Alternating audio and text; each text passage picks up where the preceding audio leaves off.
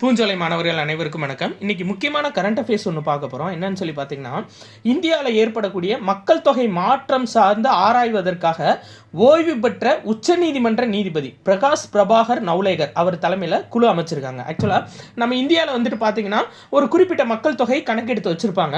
ஆனால் திடீர்னு அதில் அந்த மக்கள் தொகையில் மாற்றம் ஏற்படும். ஏன்னா ஒன்று சட்டவிரோத குடியேற்றமாக வந்திருப்பாங்க, இல்லை அகதிகளாக வந்திருப்பாங்க. ஸோ அவங்க சார்ந்து ஆராய்வதற்காக இவர் தலைமையில், அதாவது ஓய்வு பெற்ற உச்சநீதிமன்ற நீதிபதி பிரகாஷ் பிரபாகர் நவுலேகர் அவர் தலைமையில் குழு அமைச்சிருக்காங்க. இந்த குழுவில் இந்த தலைவர் ப்ளஸ் 3 உறுப்பினர்கள் இருக்காங்க. அந்த 3 உறுப்பினர்கள் யாருன்னு பார்த்தீங்கன்னா, ஓய்வு பெற்ற ஐஏஎஸ் அதிகாரி துர்கா சங்கர் மிஸ்ரா, இன்னொருத்தர் ஓய்வு பெற்ற ஐபிஎஸ் அதிகாரி பாலாஜி ஸ்ரீவஸ்தவா, மருத்துவர் சாம்பிகா ரவி. ஸோ ஒரு தலைவர் ப்ளஸ் 3 உறுப்பினர்கள் அடங்கிய குழு இந்த குழு.